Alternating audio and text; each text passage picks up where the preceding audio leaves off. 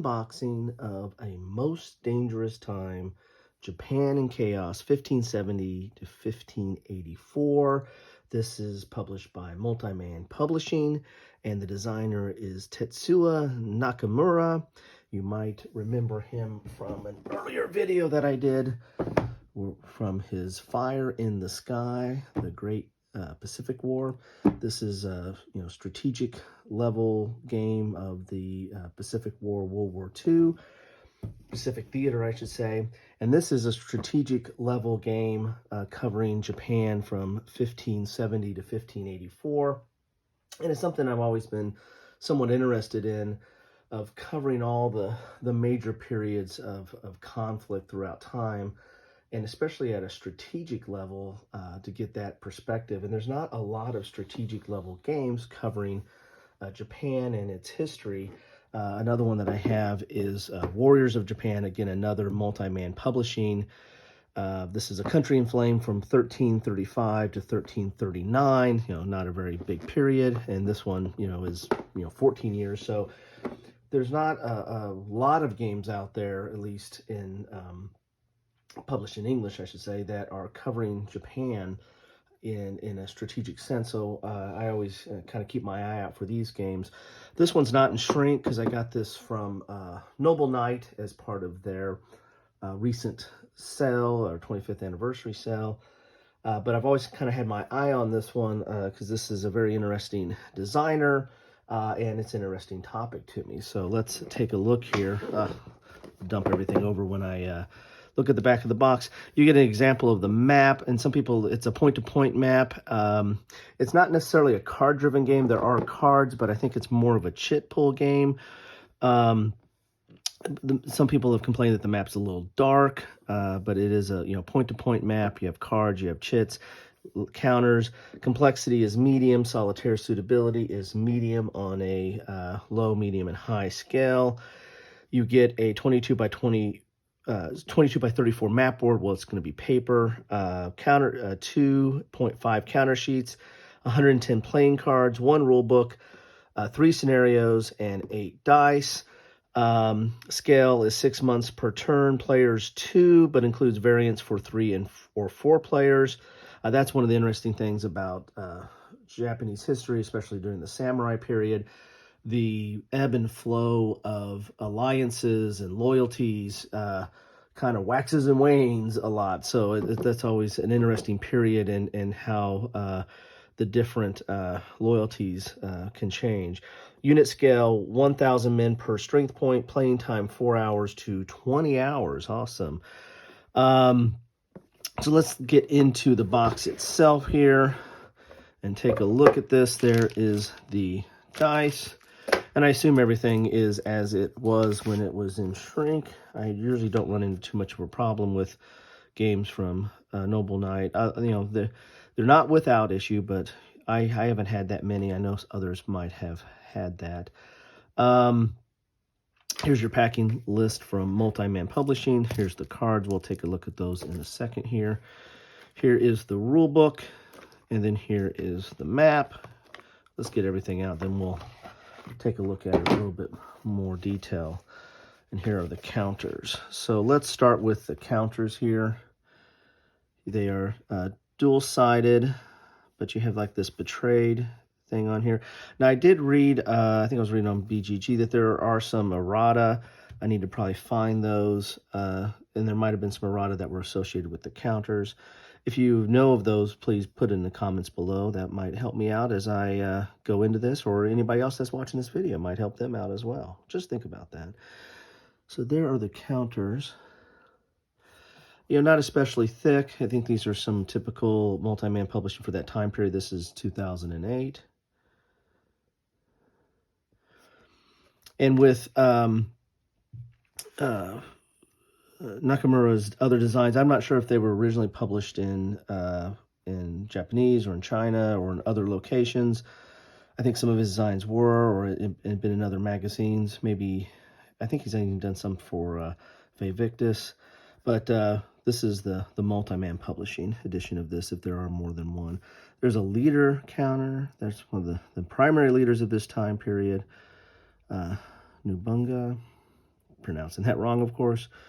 But you have some leaders counters here. Then you have the units, and those little long things are like their banners. That was a very common feature in the samurai period, and it was kind of a way to command your troops or tell where your units were.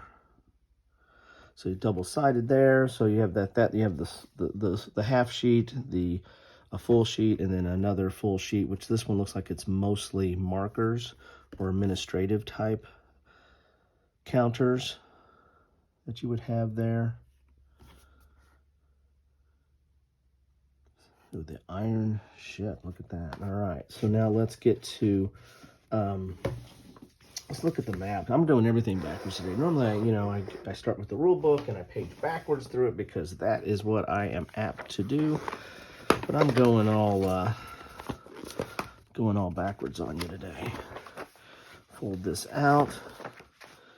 Let's go up a little bit on this here,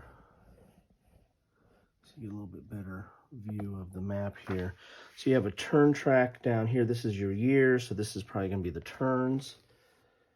Then you have a movement track over here. Sorry for the glare. And as you see, it's point to point. So you have some major cities along here, and you're going to be moving through these.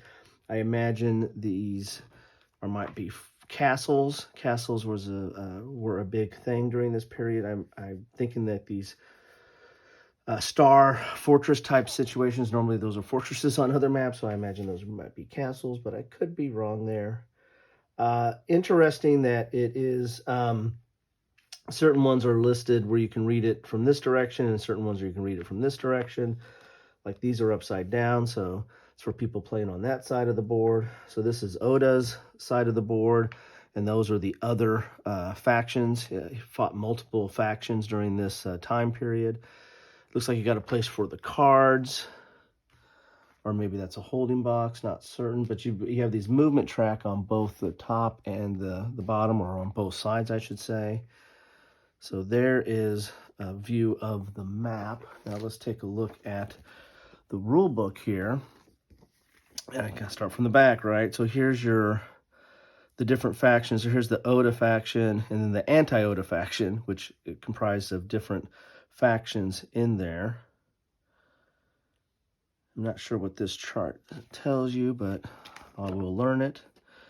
And you're probably going to have some, so this is definitely rules all the way up to the end here. So this is the 4-player game. So the rule book itself is 27 pages. But you got the 4-player game. You've got multiplayer rules starting on 23. So it looks like you've got about 22 and, well, the special rules on 15. So about 22 to 23 pages of rules total. But this also, you have your scenarios here. So maybe only 20 pages of rules, or 19 and a half pages of rules, because this is your different scenario setups. I think it said you get 3 scenarios. Looks like you've got some illustrated examples of play. That's always good. You've got, it's dual column. Print is a little small. There's black, but there's also some blue, if you can see that, and some red. So I think the blue's examples, and red, I'm not sure what that is. Maybe it's just to emphasize certain points. So something like that. That's all blue right there on that page. Sorry for the glare. And it's on a glossy paper in here.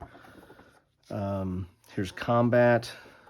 Here's movement. Movement doesn't look that complicated. Of course, it's point to point. It shouldn't be, right?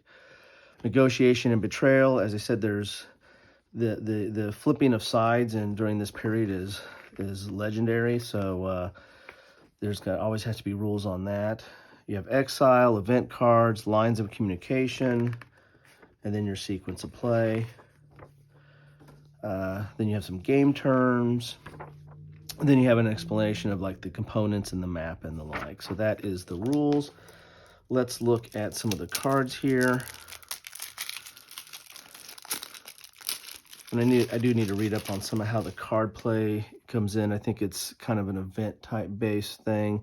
Cards are thin, but not horrible, but really kind of thin. If you're gonna, if this is it requires a lot of shuffling, you might want to maybe sleeve these. Have a little bit of a linen finish on it, which is nice. A little dark.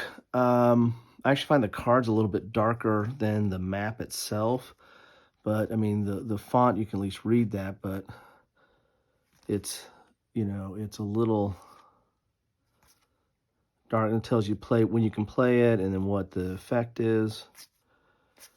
So again, really have to read up on this card. Then that's like there's a leader card there. There's Oda Nobunaga. And he's got different cards. So I guess it's for different periods. So this is 34 to 82. This is 57 to 82. So maybe that's his son there. Or no, that's a different name there. So gotcha. So there's all the different leaders. There's somebody we're going to get to know pretty well pretty soon there in Japanese history.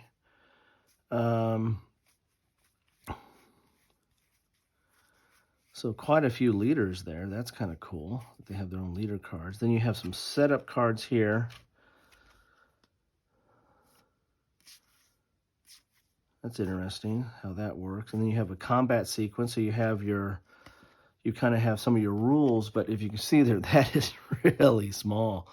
My eyes are not getting any better with age, and look at that. That'll make you squint. So I guess you've got all these rules cards that you can keep off to the side and refer to. So this is your player aid. There's movement, siege combat. This is your player aid. Huh, that's interesting. So you got setup, you got player aid cards. Let's see what else is in this deck here. I'd imagine it might be more event cards. So love to know if anybody's played this, what they think about it. And I think Callendale did a piece on this, so I followed pieces of that. This Betrayal. So if anybody's played this game, love to hear thoughts on it, what they, the good, bad, and the ugly, what they like, what they don't like, what does well. There's that Iron Ship. What does well for this period or this type of game, and what doesn't work for them. Always interested in that. Got some art on the cards and some illustrations. So these are all events here. So you've got event cards. Then you have these, setup and player aid type cards, but there's quite a few player aids there. So I wonder if you can play the whole game with just these little cards, if you can read them. And then you've got your leader cards here. So kind of a nice little setup here. Then you get your counters, of course, in the game. And your dice. So that is what you get in a box of A Most Dangerous Time, Japan in Chaos, 1570 to 1584. This comes right before the period of kind of unity or unification, or a period where Japan kind of solidified and didn't have as many factions warring against each other. That kind of started after the Battle of Sekigahara, and in the 1600, always an easy one to remember, so 16 years after this. And we saw one of the leaders from that period. But this is an interesting part. This is where Japan was still very much chaotic and a lot of different factions, and you had Oda trying to kind of unify it in some respects, and the culmination of his efforts would come a little bit later. So anyway, love learning history. That's why I get into these games. Love learning more about it, and I'm going to enjoy getting this to the table and learning about it. But love to know your thoughts on this. How does this do for this time period? Is it a good representation? Is it a good game? And those are sometimes different things, right? Some things could be a good representation, but not a great game. And sometimes things could be a really good game, but doesn't, really simulate the history. So anyway, love to know your thoughts on it. Thanks for stopping by. Always appreciate any time you spend with me. It is appreciated. Please know that. And drop some comments, start a dialogue. Love to know what you think about this. Anyway, that's what I have for today. Thanks for stopping by. Have a good one.